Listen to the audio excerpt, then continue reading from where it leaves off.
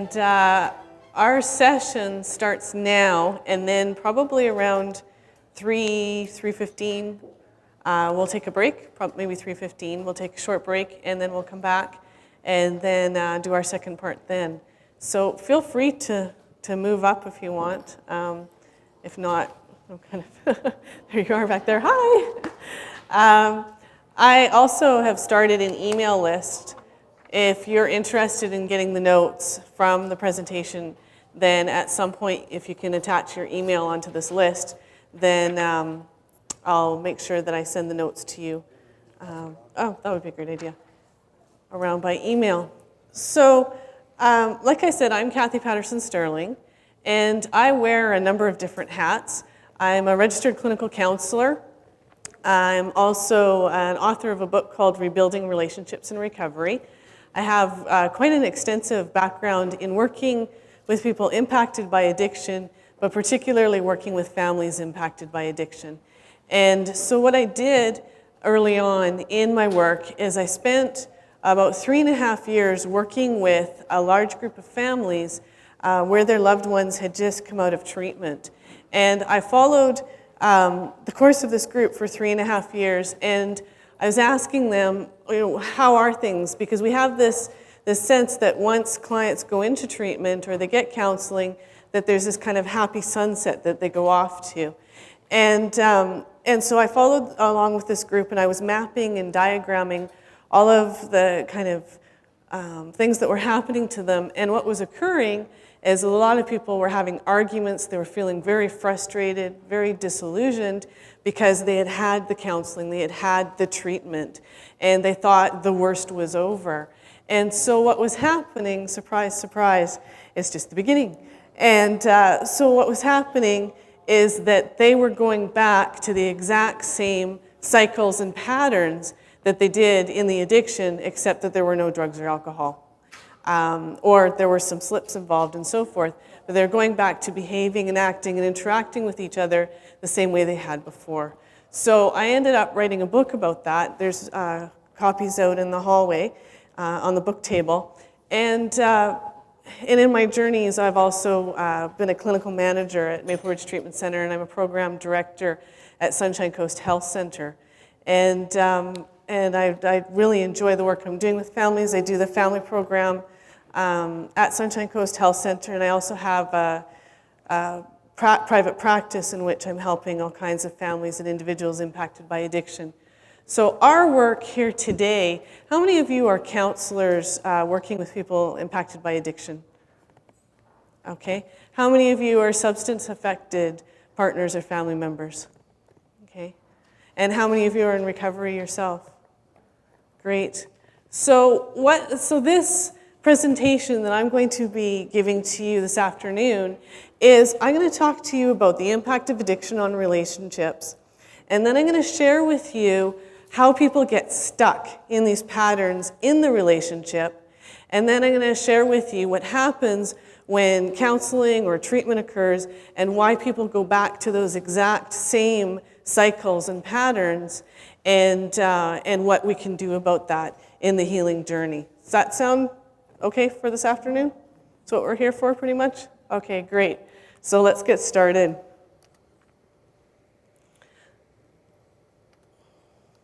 Just to give you some background in where I'm coming from my therapeutic approach, a lot of this work that I did was working, like I said, following these groups of families for 3.5 years in a larger group.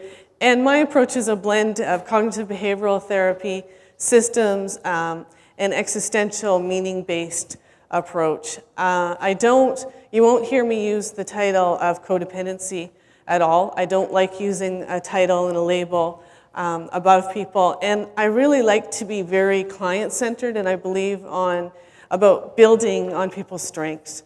And so the types of terms that you're going to hear me saying are, instead of calling people codependent or enablers, I will use the word enabling, but instead of having this kind of title like that, I'll call people expert managers of other people's lives. And if you can somehow take that energy that you put into managing other people's lives into your own life and your own self, and what an incredible life you can have. I also talk a lot about cycles and people as being participants in cycles. And I look at recovery as a healing journey, and I'm going to outline that healing journey for you. So when we're looking at the impact of addiction on relationships, what happens specifically is that with relationships impacted by addiction, they're impacted because of an action-reaction type of focus. So what happens is that the person who's chemically dependent, their world gets smaller and smaller and smaller. By the way, in this presentation, I'll be presenting and then I'll be opening it up for discussion as well. And if you have any questions along the way, please feel free, wave at me, and I'll stop and answer those and have some discussion. So primarily what happens, the person who is chemically dependent, their reality gets smaller and smaller and smaller, to the point that their entire world revolves around their ability to get their drugs or their alcohol. And so they're getting up in the morning and it's, how can I get to work if I'm a high-functioning person with an addiction? How do I get to work? How do I get through to my next break before I can get my drugs or my alcohol? How do I do this? How do I do this and this? And so forth. So the world becomes about me and about my drug of choice. And my goal in my active addiction is to get as much of my drugs or alcohol while being guilt-free. Why do I not want to feel guilty in my addiction? What's guilt going to stop me from doing when I'm in active addiction? It's going to stop me from using, and I don't want to stop using. So I don't want to feel guilt. I don't want to think about how I've hurt my loved one. I don't want to think about my employer and how I'm calling in sick and I'm upsetting my employer. I don't want to think about all of these things because it limits my ability to use my drugs or alcohol.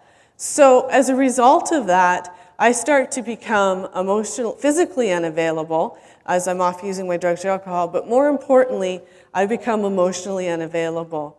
So that I look at people as kind of being in my way or helping me. And if you're in my way, it's kind of like loved ones will say to me while I'm in active addiction, you know what's going on with you? I'm worried about you. And while I'm in my state of active addiction, I'm looking at them and it's kind of like that irritating teacher voice in the Charlie Brown cartoon, the wah, wah, wah, wah. And I'm thinking, oh, how can I get rid of you?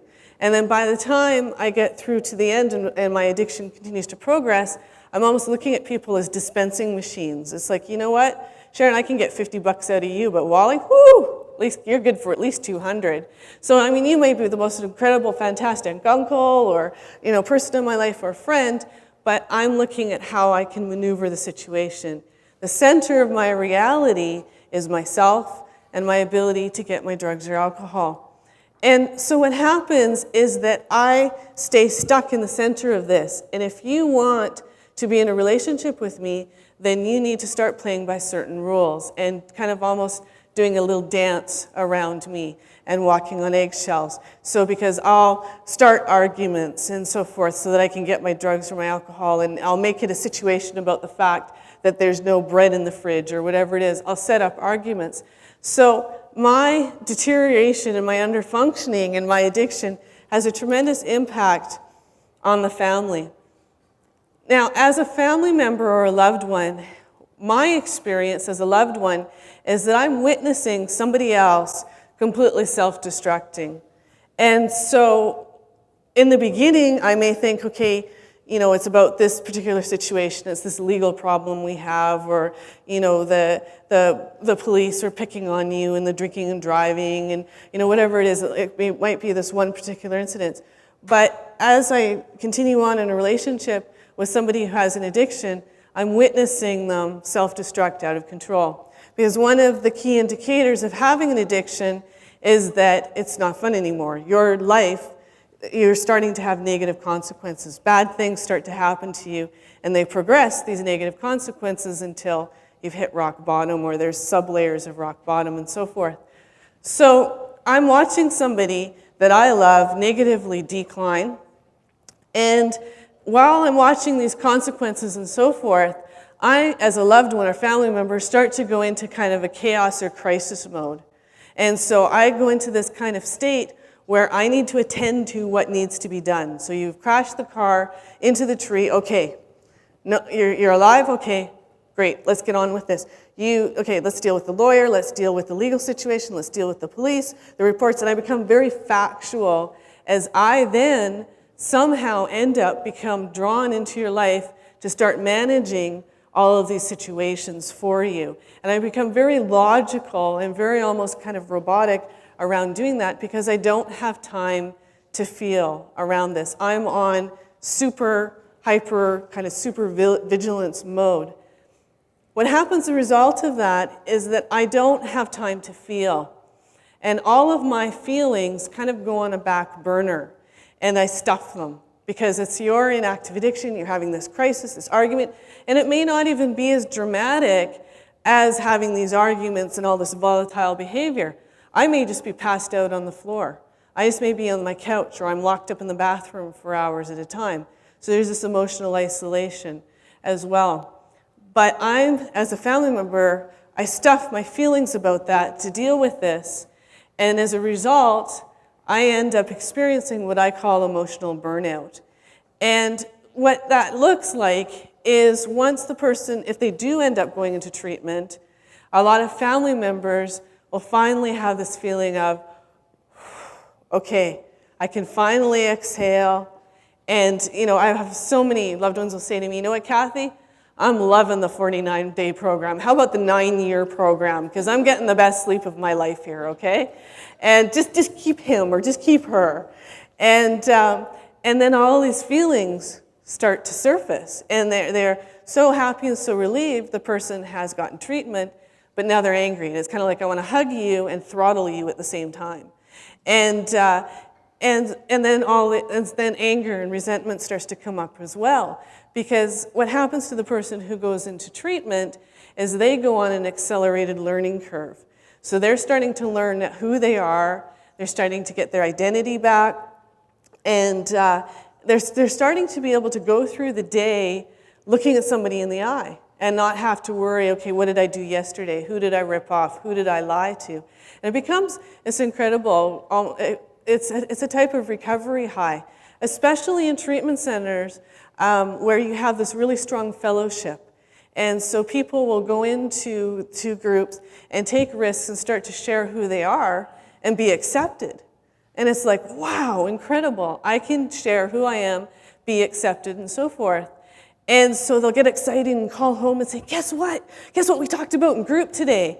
And the partner, the family member at home is like, okay, that's great. I'm glad you're having fun. I don't know if you should be having fun in recovery, but okay, I'll go with it. Second phone call, oh, and we did this, and we talked about this.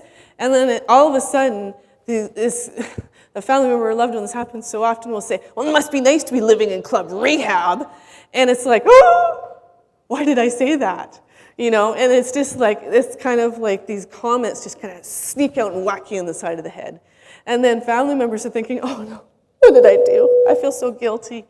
And this incredible guilt that they feel of, I love you, I hate you, I want to kill you, but I love you and I'm proud of you.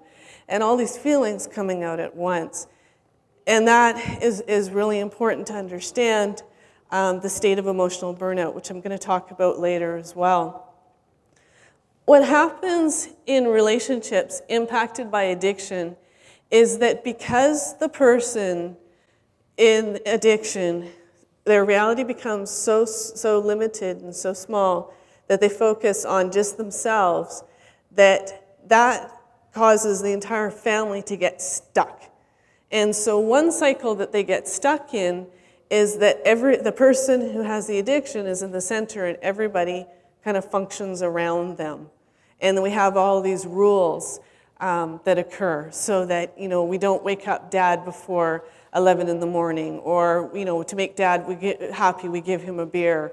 Or if mom is really angry and upset and the whole house comes off the rails, okay, well then we've got, little Sarah over here and she entertains everybody. Your whole entire family rules that people fall into. So everybody tiptoes around the person who has the addiction.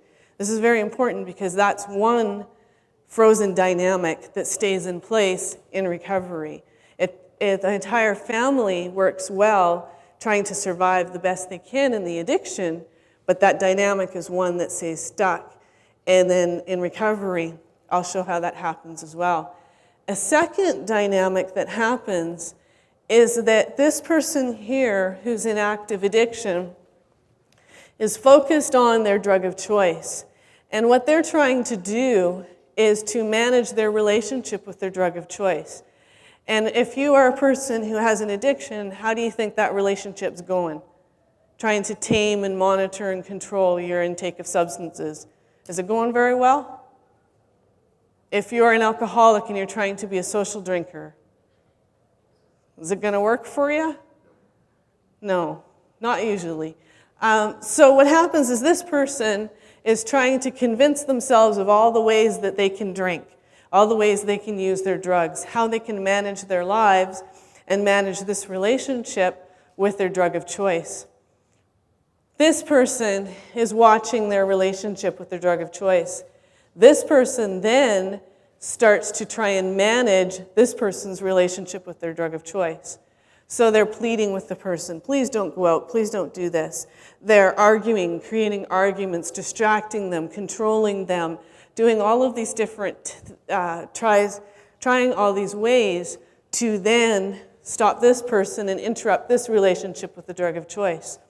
This is very important because if you're a counselor and you have family members coming to you in your practice or in a family program, then what they're looking for when they come to you initially is they're saying, okay, now they'll say to me, Cathy, give me the secret.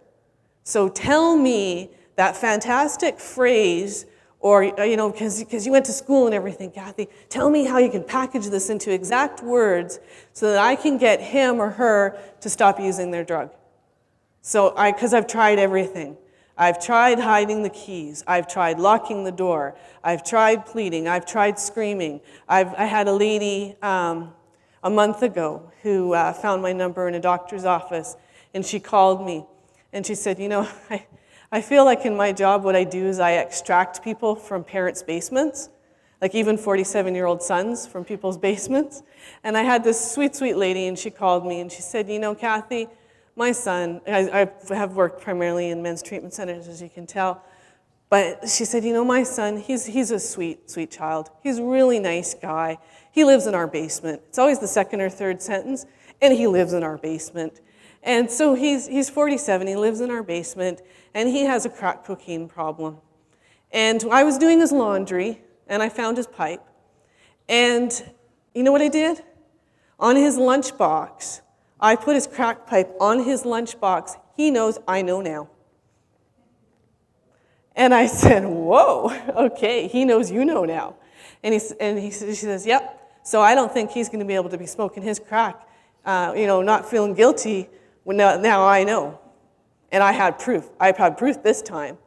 So we're talking about strategies she had, and she was sure that this is the strategy that was going to work. So this was the big confrontation of the crack pipe on the lunchbox. And we talked about other potential strategies like kicking him out and other things. And she said, well, he owns his own place, but who's going to pay for his mortgage if I kick him out? And so she's covering his mortgage for him. And she says, well, if I kick him out, then he's going to be out of the house. And I said, yes. And she said, but he'll be out. Like, he won't be living with us anymore. And so, but she was looking for this way to manage this relationship. So this is the second frozen dynamic that happens in families impacted by addiction, or even partnerships or marriages impacted by addiction. The third frozen dynamic is that this person's obsession with their drug of choice in their active addiction, with this, they become under-functioning. So they're not attending to their job details as well as they could be. They're maybe not even working. They're not, not able to, they have sporadic moments where they're emotionally available in their relationships, or they're parenting, or they're doing what they're doing, but they're starting to deteriorate. They're not only starting to self-destruct, but they're starting to deteriorate in the quality of their relationships and the quality of what they're able to do. And so I kind of describe it as people who are incredibly These may be incredibly high-functioning people who own their own businesses, have been married for 35 years, have kids and so forth. Addiction will take some of the most loving, wonderful people and reduce them to tantruming little 10-year-old children. And so this person here who's in active addiction becomes this tantruming little 10-year-old child. What happens to the partner then? Or to even the kids in the family? As the person who has the addiction becomes under-functioning, what happens to everybody else? They take over those jobs and become over-functioning. So that you'll see this so often in families where they'll say, you know what, I've got 2 kids, but really I've got 3. And they'll point to their partner and start laughing that he or she's kind of the 3rd kid that they take care of. So this person becomes over-functioning. So these are 3 of the really important dynamics that get frozen and stuck in time. So the first one was, which I didn't draw in the presentation, was the person at the center, everybody tiptoeing around that person is one frozen dynamic. The second dynamic is the loved one of the family members or the partner becoming the expert manager of somebody else's life and trying to manage and trying to manage this relationship that they have with the drug of choice. The third frozen dynamic is this over-functioning parent kind of role that another person will take in the family. So these are 3 frozen dynamics. And what I'm going to talk about is how, even though you have an intervention of treatment or counseling, the family goes back automatically to those 3 frozen family dynamics. Not only stay in those 3 frozen family dynamics, but are resistant often in many cases to changing from these dynamics. And I'll explain why they're resistant to change in many cases. Any questions at all? Is this making sense? Yes, Bart.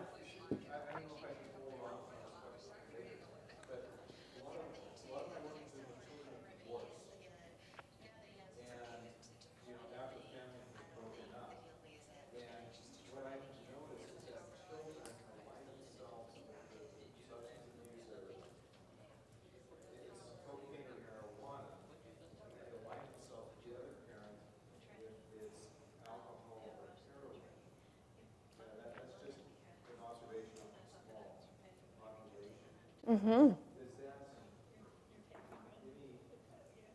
Well, for instance, there will be a lot of denial of separation. Mom and dad are separated, and I'm living with mom, but I hate mom because she says dad has a problem. He doesn't have a problem. That's because dad is on cocaine or marijuana. But dad has been on heroin or alcohol, then I'm siding with mom because dad is sick. Interesting. Have you ever run across stuff like that? No, but I do know, if you do believe addiction is a disease, that it's one of the few diseases we attach morality to, and that it can seep through a whole bunch of levels. So even on that level you're talking about, there's a judgment, of who's going to align with who based on the morality around the substance. That's really interesting. Yeah, I haven't experienced that in my practice, but then again, I haven't worked with a lot of families that have been divorced, because my focus has always been on rebuilding relationships and recovery. That's interesting. Thank you for sharing that. That's great. Any other questions before we move on? When 2 people have an addiction, Yes. both parents have Mm-hmm.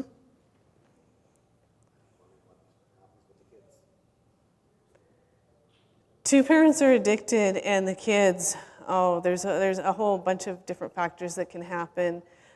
Sometimes the kids will pick up a parenting role themselves and start parenting the parents. And there's 6-year-olds trying to parent the parents and be perfect and so forth, and sometimes they're just equally as chaotic. And the difficulty with 2 partners in addiction is that they're not only having to work on their recovery, but they're triggering each other in addiction as well. And so there's these difficulties where they often don't take responsibility for it. It's like, you make me feel, so I have to do this, and not taking responsibility, triggering each other. They've both gone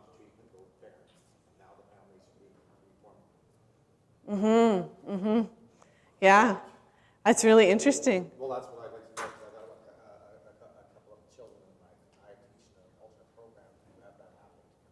So now they're going back to, what can I expect?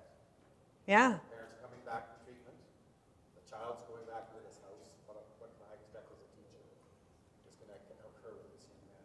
Yeah. Because my experience and my experience clinically is to even have a family that stays intact and goes through addiction, and both people actually go into recovery, make it through recovery, and try and mend the family together is statistically incredible. So to be able to work with a population of people where that's happening, that's wonderful. But I don't know the answer to your question because I'm not experiencing it. Anybody have thoughts about that? Did you want to add something? Yeah. I think the emphasis would be on, in terms of the recovering parent, is really how successful are they in changing their behaviors around, the addictive behaviors that they carry into these frozen families. Mm-hmm. And if they're able to change the behavioral components, and thus stay sober, but that's the skill building stuff around the communication and stuff like that. It's evidence as to whether or not the couple is moving forward and thereby creating stability for the child eventually. Mm-hmm. But, as you say, the bubble effect, I mean that, initially the kid goes back, or everybody's back home and the kid thinks, wow, mom and dad are together and we're all together getting a happy family. And when, you're describing the dynamics that, make the first year very challenging. I think, Yep. you certainly cover that. Yeah. And in every situation that I've dealt with, the other person was never ready to clean up at all. So it was kind of like the family moved on with one partner, the kind of higher functioning partner, and to have both that actually want to work on a family together, that's great. So, and maybe as we go through the journey of the healing, then there's pieces you can pick out from that as well. Any other questions at all? Okay, so these are the dynamics. Now, previously I showed you the different ways that loved ones, that second frozen family dynamic that happens in families impacted by addiction. And that was where the loved one becomes an expert manager over the person who's in active addiction. You have the loved one who is managing and coping with an incredible amount of stress, and we're looking at a person typically who's not in addiction themselves as a family member, because that's more commonly the pattern. So you have a person who's a loved one, family member, or partner watching somebody else self-destruct and hit these negative consequences and this negative decline. So what happens as a result of that is that they will then start to function through these different coping roles. And so the warden investigator role is a role that some partners and family members will pick up, where what they're trying to do is they're watching somebody else self-destruct, and when they try and confront that person, then they get this lies and manipulation, and it's like they're trying to just kind of basically pin the person down and say, aha, there you go, you're using, this is how you're using. It's kind of like the example I gave with the lady, the mother who put the crack cocaine pipe on the lunchbox. It's like, there, I got you, you little sucker. Now, let's get to the bottom of what's going on. But what happens when you're in a relationship with somebody who's in addiction is that they become very masterful at manipulating. So that the warden investigator is the role, and some family members, when I use this role, they'll say, Cathy, I can't really kind of swallow the whole warden investigator thing, so just call me a checker. I check. And so what a warden investigator or a checker does is searches behind the scenes for proof. So they're going and they're looking through drawers for drug paraphernalia. They're looking for old liquor bottles. They're searching pockets. They're going through even the carpet and looking for like little fragments of drugs and so forth, little powder or crystals. And they're, in this warden investigator role almost becomes like an obsession. It's kind of like, if I can just get enough stuff on you, then I can bring you back to reality and we can solve this. But this obsession almost takes on epidemic proportions because it's kind of like, kind of as a loved one, you're searching pockets and you find a piece of paper and it's got, Harry on there and a number, and you're calling going, Harry, are you a drug dealer? And then it's just like you're driving the neighborhood and looking in ditches and checking and seeing if the person's there. And some of the family members that I've worked with identify so closely with this that one of the ladies I worked with, one partner, she actually did hire a private investigator for her husband. And so the private investigator is saying, there he is, he's in the Safeway parking lot, he's smoked 2 joints, and it's been 40 minutes. And she's getting like 5-minute updates on exactly what he's doing. Some people become so exhausted being a warden investigator, they fall into a rescuing role. And so the rescuing person is the person who says, you know what, I am your connection to reality. I have a connection with you as the person who's in addiction, and there's a side of you, a nice side, that I see, that other people don't see. So as a parent, I can bring out that little 10-year-old child that I used to go fishing with. Or as a partner, I know you're a nice person. I can bring out that nice side. I see those glimpses every once in a while. So the rescuer sets out to then try and help the person, try and reason with them, bring them back to reality and so forth.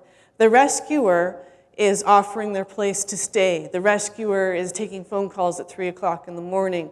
The rescuer is paying off the drug dealer and all the drug deals, yet to then open up new credit accounts with other drug dealers. And so the rescue is there to help and help and help, even at the expense of hurting themselves. The loner is a role where often people were warden investigators or they were rescuing, but the loner says, you know what? I'm exhausted from this. I know you're using. I'm just going to be like the big ostrich and I'm going to stick my head in the sand and I just don't even want to acknowledge this anymore. I'm going to take my energy and I'm going to focus it onto my life. I'm going to focus it on my career, my hobbies, my kids, whatever it is, I'm going to focus over here. So I come home and there you are passed out on the floor. I step over you and go, how typical, and then get on with the rest of my day. The bonder in misery is the person who's in active addiction often is very negative because negativity is an excellent fuel and excuse for the using behavior. So if the world is terrible, the world is crap, and all we do is use each other and kill each other and so forth, wouldn't you toke up all the time too? So that's kind of this rationalization, this negativity. The bonder in misery as partners and family members trying to find a connection with the person in addiction will then join alongside saying, yeah, the world is terrible, yeah, it is horrible, except that now the person who's in addiction is now cranked up to go use their drugs or alcohol, and loved ones are often thinking, you know what, I just got started. We're just talking about, the government and whatever, and how we hate so-and-so and so-and-so and whatever, and so they just kind of feed on this misery. The bonder in using is a pattern with some, particularly partners, where they feel so disconnected from the person that they love who's in active addiction that they end up starting to drink more or use drugs alongside. So the person in active addiction may say to them, you know what, you'd be a lot nicer if you toked up every once in a while. You're kind of a bag to live with. Or you're not, you're kind of grouchy. And you think, oh, wow, maybe I should. Maybe I've got this whole moral thing going on around marijuana, and maybe I should be token up. So you're taking people who don't even have addictions who are now starting to participate in the substance use. So the reason that I explain these coping roles is that these coping roles don't go away. They become remember I described to you the second frozen dynamic. What happens is family members will say to you, well, I don't know why I need to go to a family program. Why would I need to go to a family program? I don't have a drinking problem. I don't have an addiction. Why? He's the one, or she's the one with the problem. I'm normal. I've got a great job. I do this, I do this, I do this, and actually I get along quite well without him or her. What happens in what we're setting clients up for is if we don't do the entire family work, and it's not that we have to do incredible amounts of work in residential treatment or in counseling and so forth. But if we don't bring the family into the equation, then we send people on these accelerated learning curves in counseling or in treatment, and then we throw them back into the exact same dynamic. And so family members are often very attached to some of these roles as a way to maintain some type of homeostasis in the family, so that the warden investigator stays the warden investigator when the person goes to treatment or counseling. So the warden investigator says, you know what, sunshine? You're on the earn back trust plan.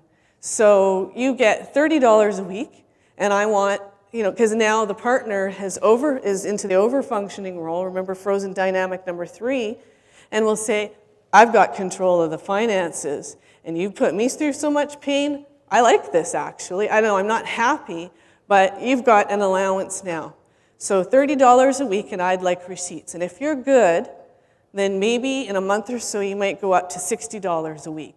And okay, after about 3 months, we'll get you a visa, and your visa will have a $500 limit, and I'm gonna track all the expenses on the visa. Also with your cellular phone, I'm gonna track all of these things, and I'm going to monitor and manage how you're doing, because trust takes time. And quite simply, you've screwed me over, and so it's, we'll see how you get the trust back. Now, how do you think a person who goes through treatment and has learned to get their self-esteem back, their equality in relationships, their integrity, and so forth, and comes back home to that? How do you think that works? Any guesses? Why does it not work? Tell me. What happens? It reinforces the addictive behavior. Yeah, can you tell me more about that? Well, I'm not a clinician, but I would think that essentially all these coping strategies are reinforcing the addictive behavior in the first place. Yes. And so for them to continue this behavior only sets the person back. On the other hand, if you would set up competing reinforcers that enhance sobriety and broke this coping strategy, you'd have a much better formula for success. Exactly. Yeah, really well said. And so what's happening is that this person has now gone through treatment, has learned how to be healthy again, and has learned to be an adult in their relationships, learned to give back from very simple things that happen, particularly living in a residential facility where you're encouraged to give back to the community. And you do this, and you're taking these risks, and you're validated by other people, your peers, who say, you know what, you are fantastic. You don't have to hide. You are a great person. And so you're feeling great and competent and so forth, and you walk back into this relationship where you're about this high again. And the person's like, well, you were bad. And so what one partner, she described to me what this was like, because her husband wasn't an addiction, and she said, you know what, my marriage is jail time with no release date. And so her husband had taken her wedding ring, put it in the bank, into a safety deposit box, and she was going to earn her wedding ring back. And she said, I feel like a little child who's going to earn my ring back. And so they came to me in counseling after 8 months of complete and total frustration, and they couldn't understand why they were frustrated.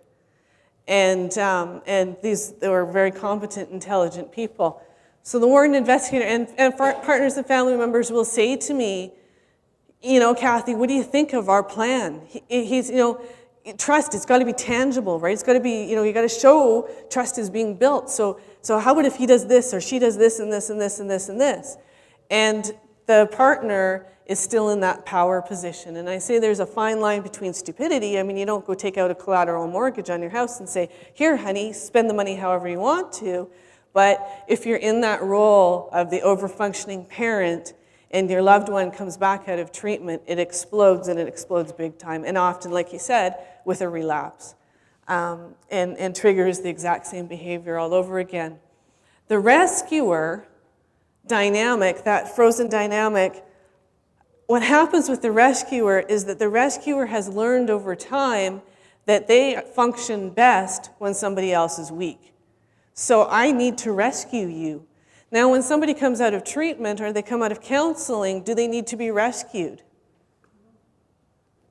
Not at all. Did you have a question? No? Okay. So and I see this time and time again, where you have a dynamic of particularly parents with their adult children in treatment. And I'll give you an example of one family that I worked with, and the client, he was married, had a wife, had a young baby, and his mother said, you know, recovery is really difficult. You need to come home to mommy. You know, bring your wife too. It's okay. Don't work. Stay with us for 6 months at least. Don't work. Meetings, I know you have a social phobia and an anxiety disorder, honey. It's okay. I know they might be stressful. You can go to the meetings, or you can work yourself up to the meetings or not. And then I'll make sure all the meals are okay for you. And you know, I'll help your wife with the new baby and everything, and it's all going to be okay. You know, we'll have this plan for at least 6 months or a little bit longer. What do you think happened to the son? He relapsed. What he did is he went to the garage to hide from mom and wife because they bonded together. And he was a crystal methamphetamine addict. And what he did is he'd go and smoke his crystal meth in the garage, and then he'd get paranoid. So then he built these little mirrors that could go out the window, like, you know, like the little dental mirrors, and he had them kind of out the window, and then he had these lights, you know, these like light sensor things, so he could see if they were coming down the path. And so he's like building this little barricade area for himself so he could see if mom and wife were coming, and mom and wife would sit in the house seeing what, you know, talking about him and how horrible he was. And that's what they were doing for like months and months on end until he came back into treatment. So the rescuer has to stop and say, okay, you know what? I'm not going to function best when you're weak, and take over and control and manage. The loner, this role, is difficult because as a partner or family member with the loner role, the loner is the person who buries their head in the sand like the ostrich, but the loner, once the person comes out of treatment or counseling, the loner says, yeah, no, you've said this before, we'll see what happens. Yeah, I'll believe it when I see it. And so what does that happen? What occurs then for the person? It's like, well, you know, you don't even have faith in me, so why should I have faith in me? And so the loner just kind of puts up this emotional wall. The bonder in misery stays negative. And I remember this couple that I counseled who were in their 80s, the most difficult couple I've ever counseled. And they had been married for 60 years. And so he was learning how to be an equal, loving partner and give back. And she would say to him, well, don't mock me. He'd give a compliment, and she'd say, don't mock me. You think I'm an idiot. And it was just, I still have trauma from the experience. So I had to just say to her, you need to sit and not say anything. And listen, really listen to what he's saying to you. And then, they didn't like me for a while. So then they both turned on me. It was really fun. Woo! So bonder and misery, they stay miserable. And misery and negativity is not very helpful for your recovery. The bonder in using is so used to being enmeshed with the person who has the addiction, now they stay enmeshed in the recovery. And they say, oh, we're going to read the big book together? When are we going to do it? We're going to go to a meeting? Excellent. How many meetings do we get to go to each week? And so clients will say to me, you know what, Cathy, I feel like I'm being suffocated with my own recovery, because recovery then becomes a bonding experience. And so as we go along here, we'll take a break. What I'm going to do is we'll take a 15-minute break. There's coffee and tea out there in the foyer for you. I'm going to outline quickly the chemically dependent person's healing journey. Then I'm going to outline for you the healing journey for the loved one and explain why loved ones' substance-affected families get stuck and why they stay in these frozen dynamics, in these systems, and don't want to change from them, and explain how to then help them shift from that. Does that sound okay? So we'll meet back in 15 minutes then, 3:30?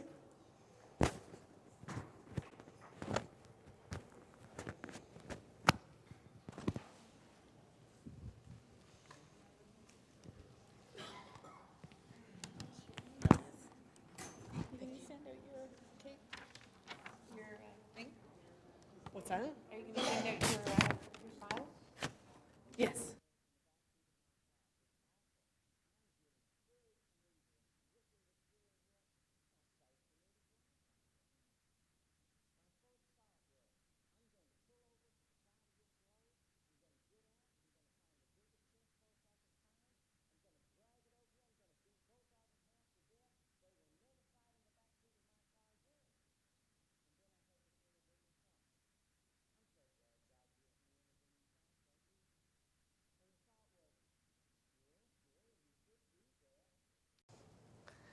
And this is an interesting experience because the crowd I had here for the first part is gone, except for maybe 3 people, and I have a whole new crowd.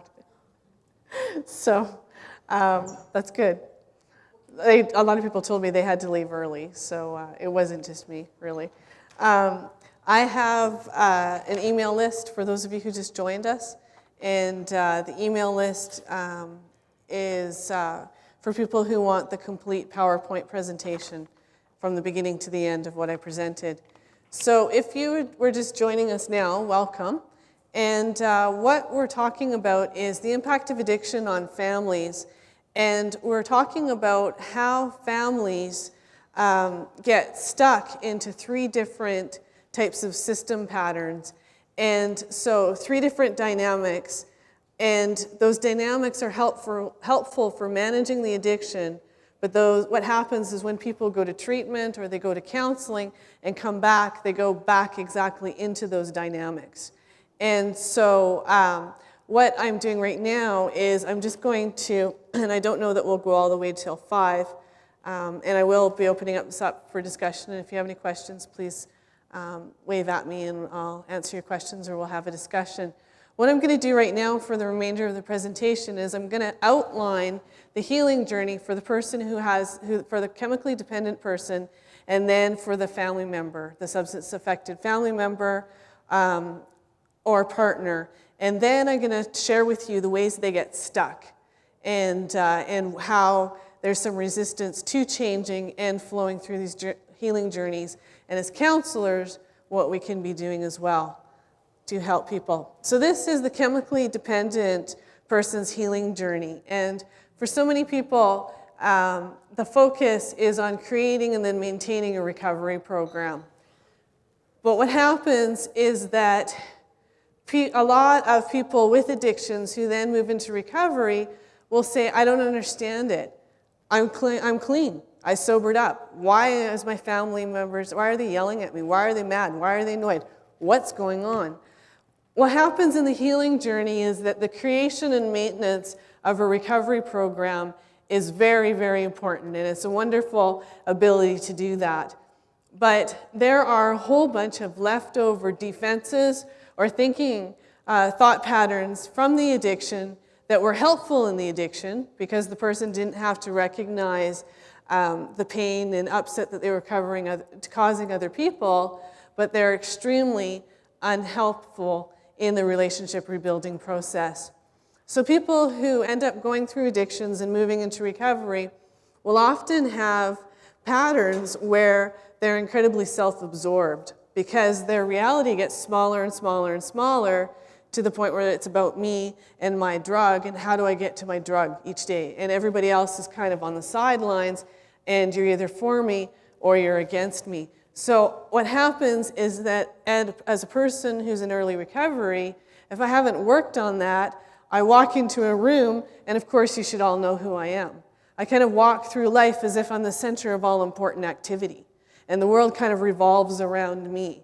And ultimate like road rage moments, because it's like God somehow put the slow driver in front of me purposely to upset me because I'm trying to get to work on time. So how dare God, first of all, do that, and how dare that driver, second of all, end up getting in my way, thank you very much.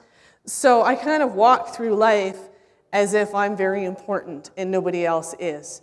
I like to talk about myself. I like to talk about how I feel, and I like you to listen. But when you're talking to me about how you feel, I'm like, la, la, la, la, oh, when are you going to shut up? You're so boring. And so these thoughts are kind of going through my mind.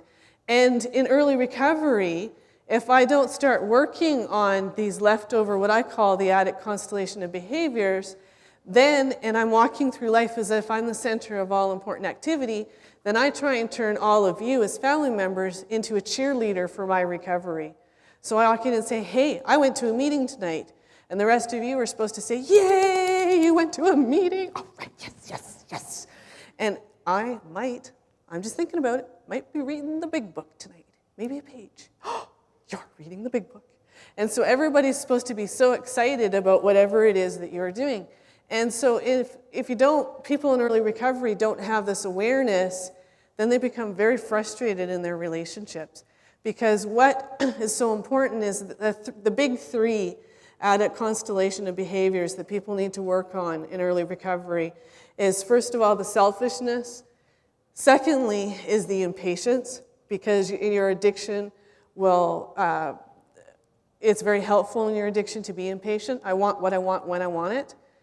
Very helpful in addiction, not very helpful in the rebuilding relationships aspect. So the selfishness, the impatience, and the negativity. And so that can take other forms like self-pity and other places as well. So it's starting to work on those behaviors which are very damaging to relationships. Another part of that is to build integrity and equality in relationships. And so one of the most common questions I'm asked by clients is, how do I get trust back? And I want like a quick answer, like a one-word answer, and or give it to me in pill form, liquid form, don't care, want it now, want it fast, because I'm impatient, negative, and selfish. And so what happens is that I say them quick two things. Do what you say you're going to do. And secondly, being equal in your relationships. Start giving back. Start vacuuming. Something so simple. You go into the kitchen and you make a sandwich. Say, hey, do you want a sandwich? So you actually start to think in a we type of capacity instead of always me, me, me, me, me. It's all about me. And integrity is I follow through on what I'm going to say, because so much of what I said in my addiction is lip service or buying false promises or just trying to just get you out of my face so I can go use. So I'll tell you whatever it is that I need at that moment. So another important part of that is emotional availability, that ability to connect in my relationships, looking at somebody eye to eye and having a conversation with them about what's interesting to them. Thinking in terms of being a team instead of just trying to manipulate or get whatever I want. And then also finding deeper meaning, purpose in life. For family members and people who are affected by other people's addictions, family members or partners, the first process in that is healing the emotional burnout. And so those I was talking about earlier, the feelings that start to come up of the anger and upset and so forth, because when you're watching somebody self-destruct, like I was saying before in the first part, you don't have time to feel. It's like go on to kind of hypervigilance, what do we need to do, quick, quick, quick, do this, solve this mode, and all those feelings get stuffed and they start to surface and start to come out. The second part of that, and ways to heal emotional burnout are to write about your feelings, see a counselor, read important books, or whatever it is, talking to your friends to just actually realize, yeah, maybe I don't have an addiction, but what I went through by being in a relationship with somebody with an addiction is completely and totally life-altering. And it's enormous, and it's huge, and I've been through a lot. And then the next part of that, because we talked about the cycle of how you're trying to manage and rescue and monitor somebody else who's self-destructing and out of control, and now it's taking that energy and focusing it back on yourself in terms of taking care of yourself and building your self-esteem.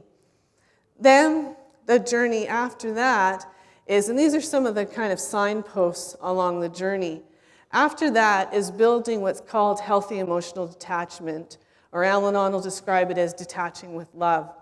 And healthy emotional detachment is, and I'll show you in another slide, one of the frozen family dynamics. Healthy emotional detachment is that ability to say, you know what, I love you and I support you, but I'm going to allow you the gift of owning your own problems. I don't have to jump in and rescue and save you and monitor and manage you. I'm going to allow you to be the adult that you are. You're going to have the gift of your own adulthood, the gift of owning your own problems, and I'm going to give you your emotional space to do what it is that you need to do, whatever process you're going to work through, while also setting boundaries. So when we're looking at healthy emotional detachment and working with families, before what I described was how this person is focused completely on their drug of choice. As a family member, what happens as a family member or as a partner is that you're trying to then manage this person's relationship with their drug of choice. So you're trying to plead with them, you're arguing with them, trying to take car keys away, trying to do whatever it is to interrupt this relationship with that person's focus on their drug of choice. So they have the relationship with their drug. As a family member or loved one, you're trying to manage somebody else's relationship with their drug. And as AA describes, and a common saying in AA is, the definition of insanity is doing the same thing over and over again and expecting different results. So this person here, who's in active addiction, has an addiction, is focused on their drug of choice, is in an insane relationship with their drug of choice. They're trying to master and control their ability to use their drugs or alcohol. The alcoholic is trying to be the social drinker. It's not going to happen. I won't even go down the road. There's the family member who's then trying to manage this other relationship.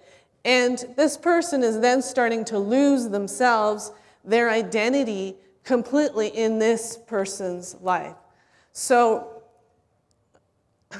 And an example, I gave you the example before in part 1, where one of my clients, she hired a private detective to monitor her husband. And the husband knows, here's my private detective following me. And she says, yep, the private detective says, yep, there he is in Safeway parking lot, smoking a joint. 10 minutes later, there he is, he's still doing the same thing. Remember I shared that story with you. This person's looking for the ultimate way to control this other person. And it's that whole powerless piece where this person is powerless over being able to master their relationship with their drug or alcohol. They're not going to win. The only way to win is to not pick up that first drink or that first drug. This person is going to lose themselves and their identity and their entire quality of life in trying to manage somebody else. But this in itself becomes an addiction because they're waiting for that one perfect phrase, that one perfect look, that one perfect something that will stop this person from drinking. And so, like I said, with the example of the lady, the mother who put her son's crack pipe on his lunch kit that she made for him. Now he's going to know that she knows. So they're waiting for this one kind of thing. What is it that's going to happen? And it's kind of like, I've exhausted all options. Surely there's got to be some way that I can manage that. Like I said, it becomes an addiction. So it's really accepting that I cannot fix, change, or control another person.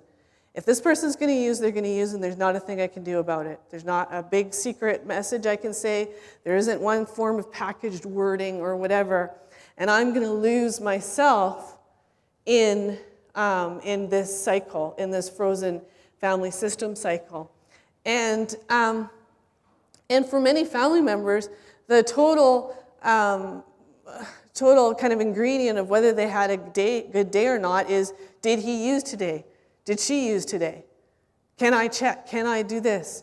And so losing your peace of self, your identity and soul in doing that, and finding a peace when you actually say, you know what?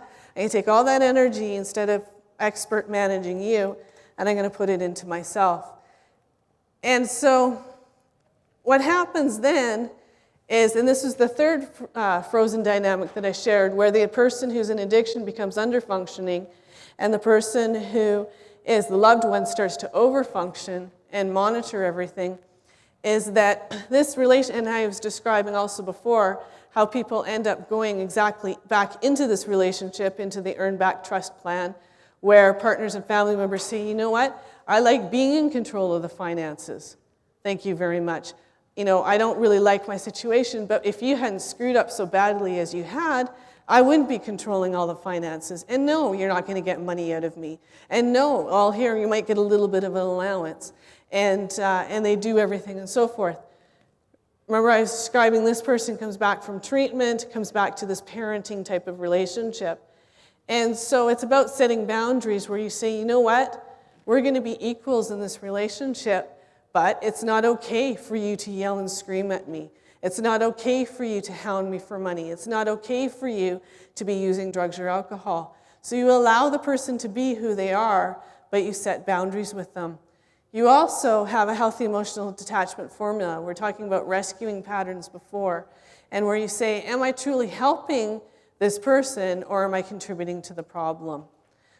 So if I'm invited into somebody else's life, their life, to help them, am I really helping them? So giving this other person emotional space and equality. These are all the answers of kind of what they should be doing in their journeys to healing. So why do you think that substance-affected family members and partners struggle with this advice? And why do you think when they say, you know what, you want me to focus on me, and they kind of look at you like you're a three-headed alien? Why do you think that happens? They don't see themselves necessarily as broken. Right. I mean, if you blame the other guy, blame the person who has addiction, caretaking stuff. Yeah. Exactly. Because here you have the person, the problematic person that you can point at all the time. He did this, she did this.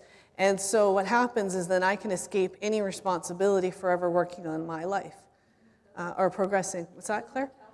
Sort of jargon term, you say, well, you know, a person comes home and says, well, maybe we should go to counseling. What do you mean counseling? There's nothing wrong with me. I have a problem. Exactly. Yeah. You know, and even though we're past codependency, we're into a well-entrenched set of responses. Yeah. Yeah. Can you repeat that first part? They didn't hear you. Claire? Oh, sure. I just said that often counseling becomes a pejorative word to families. If they come home and they say, well, you know, it's suggested you come to counseling too. It's, what do you mean counseling? I don't need counseling. There's nothing wrong with me. And it just sets up that dynamic. And I said, even though we're past codependency, we're certainly into a well-entrenched set of responses. And I told the clients that proof is going to be in the pudding, and behavior is going to drive the bus. Because how many times have they given you verbally that? It's also the point, though, that for certain